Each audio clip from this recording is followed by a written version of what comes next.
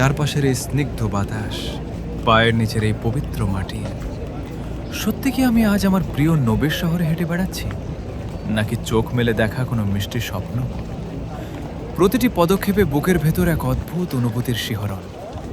এই তো সেই মদিনা, এই তো সেই গলি যেখানে বিশ্বনবী মুস্তাফা সাল্লাল্লাহু আলাইহি ওয়াসাল্লামের মোবারক কদম পড়েছিল, যার প্রেমে হাজার বছর ধরে কোটি হৃদয় ব্যাকুল হয়ে কান্নাকাটি করে।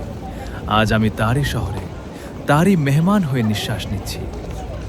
চোখের সামনে সুউচ্চ মিনার আর ওই দূর থেকে দেখা যাওয়া স্নিগ্ধ সবুজ গম্বুজ।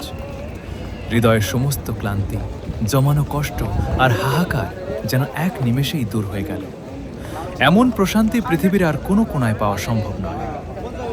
হে আরশের মালিক, কোটি মানুষের ভিড়ে এই অধম পাপিষ্ঠকেও যে তুমি তোমার হাবিবের দরবারে নিয়ে আসলে, এই এহসানের শুকরিয়া আদায় করার কোনো ভাষা আমার জানা নেই।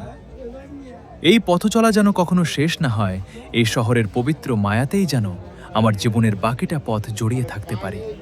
আমিন।